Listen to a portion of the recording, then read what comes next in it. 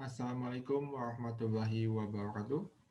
Perkenalkan, nama saya Jenny Zainal Mutakin dengan NIM 2017 10 20 66. Pada kali ini saya akan mempresentasikan tentang UTS saya tentang kecerdasan buatan dengan materi sebagai berikut. Kali ini saya akan membagikan tentang materi yang telah saya buat.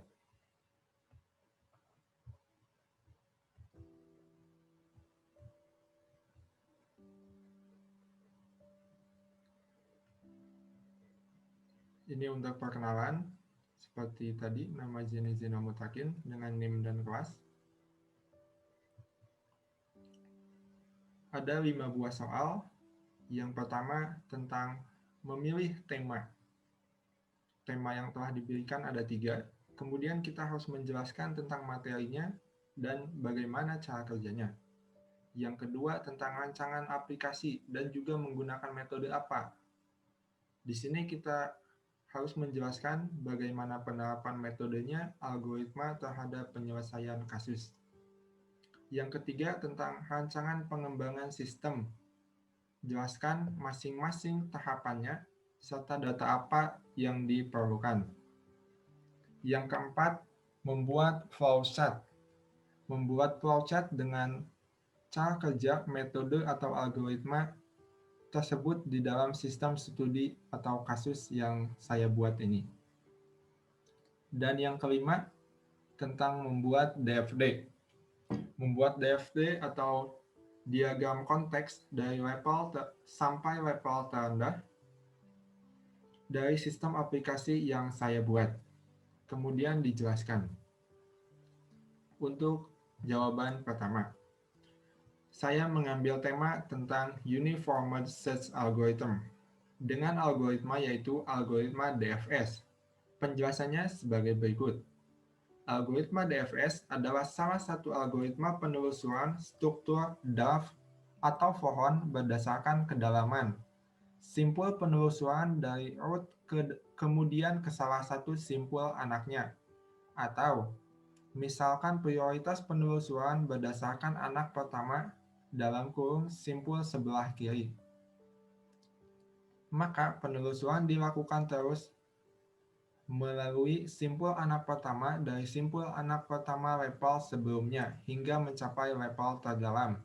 Setelah sampai ke level terdalam, penelusuran akan kembali ke level 1 sebelumnya untuk menelusuri simpul anak kedua pada pohon biner atau simpul sebelah kanan, lalu kembali ke langkah sebelumnya dengan menelusuri simpul anak pertama lagi sampai level terdalam dan seterusnya.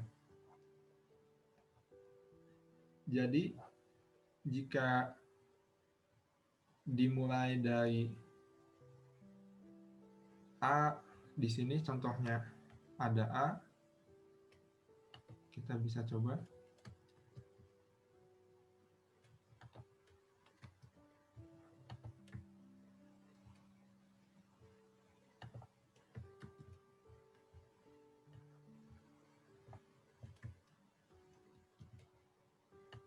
Di sini B,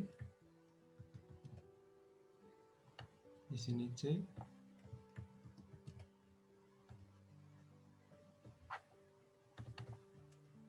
ini A, B, ini C, D. Jika alurnya sebagai berikut.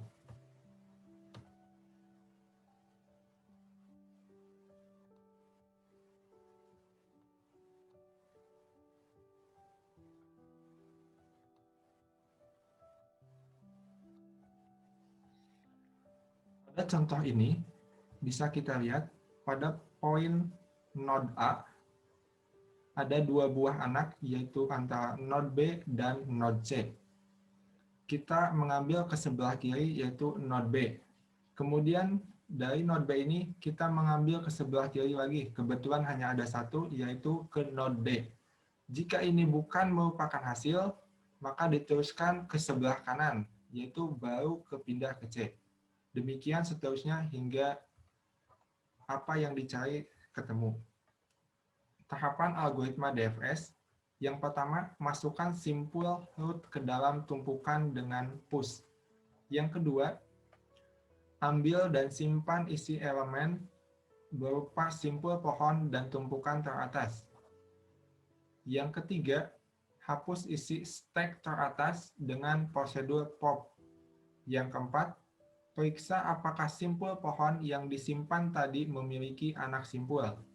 Yang kelima, jika iya, push semua anak simpul yang dibangkitkan ke dalam stack.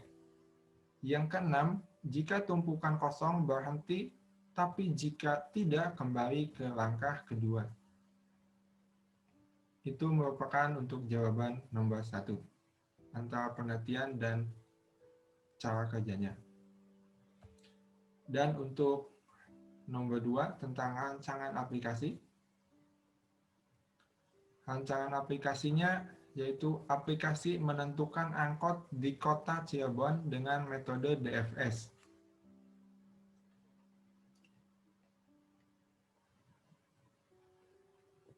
Di sini terdapat beberapa node dari mulai node A hingga ke node K.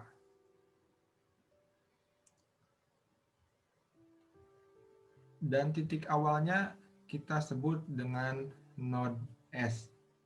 Pada contoh ini kita mulai dari Bundaran Kedawung dan berakhir di Jalan Kesambi. Ada 3 buah rute angkot, yaitu D2, D3, dan D6 dengan jalurnya yaitu S. Untuk D2 yaitu S, B, G, J, dan K.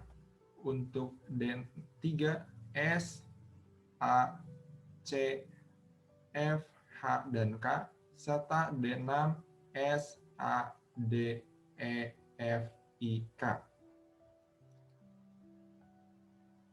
Untuk cara metodenya sebagai berikut. Langkah pertama, bisa dilihat pada gambar di samping. Node S menuju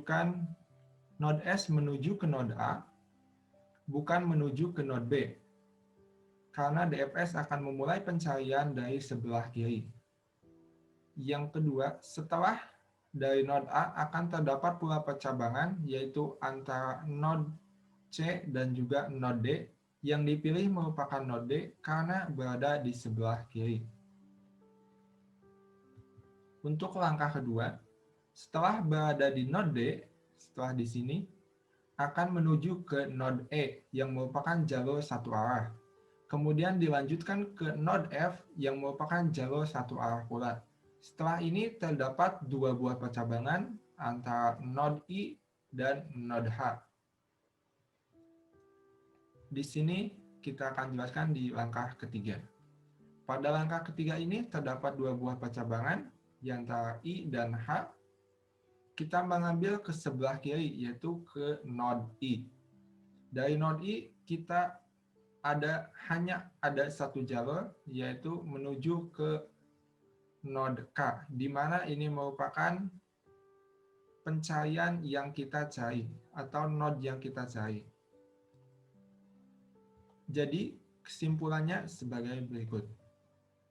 Jalur yang terpilih adalah jalur dengan anak panah warna hitam, yaitu S, A, D, E, F, I, dan K, dengan jarak yang dilalui 1430 meter. Ini merupakan bukan rute tercepat menuju. Ini merupakan bukan rute tercepat. Hal ini menunjukkan bahwa metode ini tidak selalu menghasilkan nilai dengan rute tercepat, karena ada yang lebih cepat, yaitu dengan rute S, B, G, J, K, atau garis panah warna merah, dengan jarak yaitu 1210 meter. Itu merupakan kesimpulan dari soal nomor 2. Kita lanjut ke soal nomor 3. Rancangan pengembangan sistem. kita menggunakan waterfall. Dalam metode pengembangan waterfall ini terdapat 5 buah tahapan seperti pada gambar di samping, yaitu requirement definition, yang kedua system and software design, yang ketiga implementation and unit testing, yang keempat integration and system testing, dan yang kelima operation and maintenance. Pada poin pertama, tahap ini yaitu requirement definition. Pengembangan sistem diperlukan komunikasi yang bertujuan untuk memahami perangkat lunak yang diharapkan oleh pengguna dan batasan perangkat lunak tersebut. Informasi ini biasanya dapat diperoleh melalui wawancara, diskusi, atau survei langsung. Informasi dianalisis untuk mendapatkan data yang dibutuhkan oleh pengguna. Yang kedua yaitu System and Software Design. Spesifikasi kebutuhan dari tahap sebelumnya akan dipelajari dalam fase ini, dan desain sistem disiapkan. Desain sistem membantu dalam menentukan perangkat keras atau hardware dan sistem persyaratan, dan juga membantu dalam mendefinisikan arsitektur sistem secara keseluruhan. Yang tahap ketiga yaitu implementation and unit testing.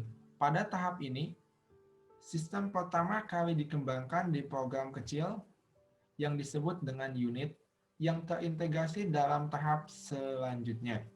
Setiap unit dikembangkan dan diuji untuk fungsionalitas yang disebut sebagai unit testing. Pada tahap keempat, integration and system testing. Seluruh unit yang dikembangkan dalam tahap implementasi diintegrasikan ke dalam sistem setelah pengujian yang dilakukan masing-masing unit. Setelah integrasi, seluruh sistem diuji untuk mengecek setiap kegagalan maupun kesalahan. Yang kelima yaitu operation and maintenance.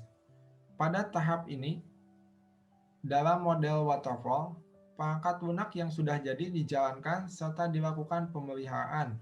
Pemeliharaan termasuk dalam memperbaiki kesalahan yang tidak ditemukan pada langkah sebelumnya, perbaikan implementasi unit sistem, dan peningkatan jasa sistem sebagai kebutuhan baru. Namun pada metode waterfall ini, ketika kita menemukan kesalahan, contoh di implementasi, kita bisa saja mengulang hingga ke tahap pertama, atau bahkan kita sudah dioperasikan, kita bisa mengulang hingga ke tahap pertama atau tahap kedua atau tahap-tahap sebelumnya. Karena kita akan menguji step by step-nya. Itu merupakan dari rancangan pengembangan sistem. Yang nomor 4, gambaran flowchart sistem. Alur sistemnya sebagai berikut. Yang pertama diawali dengan start, kemudian ada inputan login, ada satu buah validasi. Jika loginnya gagal, maka akan kembali ke login, namun jika berhasil, maka masuk ke halaman utama. Setelah di halaman utama, ada satu buah decision, yaitu untuk mencari angkot.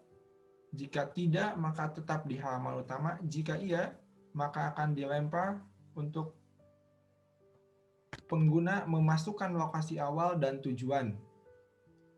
Setelah dimasukkan lokasi awal dan tujuannya, maka akan diproses pencarian lokasinya dengan mengambil dari tabel peta ataupun tabel angkot. Kemudian outputnya adalah menampilkan lokasi awal dan tujuan. Setelah lokasi awal dan tujuan diketahui, kemudian ada proses selanjutnya, itu mencari rute angkot yang benar atau yang sesuai dengan awalnya. Contoh, awalnya dari Kedaung, akhirnya di Jalan Kesambi, diproses di sini hingga tadi ketemu jalur angkotnya. Seperti contoh di poin-poin nomor 2. Dan ini setelah selesai, maka N. Untuk soal nomor 5 tentang gambaran DFD system. DFD level 0. DFD level 0 ada dua buah user, yaitu admin dan juga pelanggan. Ada satu buah proses, aplikasi menentukan angkot di kota Cirebon. Untuk admin, ada satu buah anak panah yang keluar, yaitu identitas pelanggan, dan satu buah anak panah yang masuk, yaitu data pelanggan. Untuk di pelanggan, ada satu buah anak panah yang masuk, yaitu jenis angkot, dan dua buah anak panah yang keluar, yaitu lokasi asal dan tujuan, dan juga data akun dari pelanggan. Kita masuk ke DFD level 1-nya. Di DFD level 1, ada admin, ada pelanggan. Kita lihat apakah sesuai dengan DFD level 0. Di sini terdapat satu buah anak panah yang keluar, yaitu identitas pelanggan. Satu buah anak panah yang masuk, yaitu data pelanggan. Kita lihat di DFD level 0 sebelumnya. Ini sudah sesuai dengan DFD level 0. Ada satu buah anak panah yang keluar, satu buah anak panah yang masuk dengan nama yang sama. Kemudian di pelanggan ada satu buah anak panah yang masuk, yaitu jenis angkot, dan dua buah anak panah yang keluar, yaitu lokasi awal dan tujuan, serta data akun. Ini sesuai dengan DFD level 0. Maka DFD level 0 dan DFD level 1-nya sama. Kita lihat prosesnya. Yang pertama, pelanggan memasukkan data akunnya ke login, kemudian dikirimkan ke tabel user, dan dikirimkan juga ke admin datanya. Kemudian admin bisa melakukan kelola data. Ada kelola data tabel user, kelola data tabel peta, dan kelola data tabel angkot. Kemudian pelanggan mengirimkan lokasi awal dan mengirimkan lokasi tujuan, kemudian diproses di sini hingga hasilnya keluar dengan mengambil dari tabel peta tentunya dan tabel angkot. Kemudian outputnya dikembalikan lagi ke tabel ke user pelanggan, yaitu dengan nama jenis angkot. Kita lihat ke DFD level 2. Di DFD level 2, admin dapat mengelola data, yaitu kelola data user, kelola data peta, dan kelola data angkot. Di kelola data user, mengirimkan identitas pelanggannya, diolah di sini, kemudian disimpan di tabel user. Kemudian di jalur angkot, jalur lokasi angkot dikelola di data peta, disimpan di tabel peta. Kemudian untuk data angkotnya masuk di kelola data angkot, kemudian disimpan di tabel angkot. Ini merupakan jawaban dari poin nomor 5. Terima kasih. Billahi taufiq wal hidayah. Wassalamualaikum warahmatullahi wabarakatuh.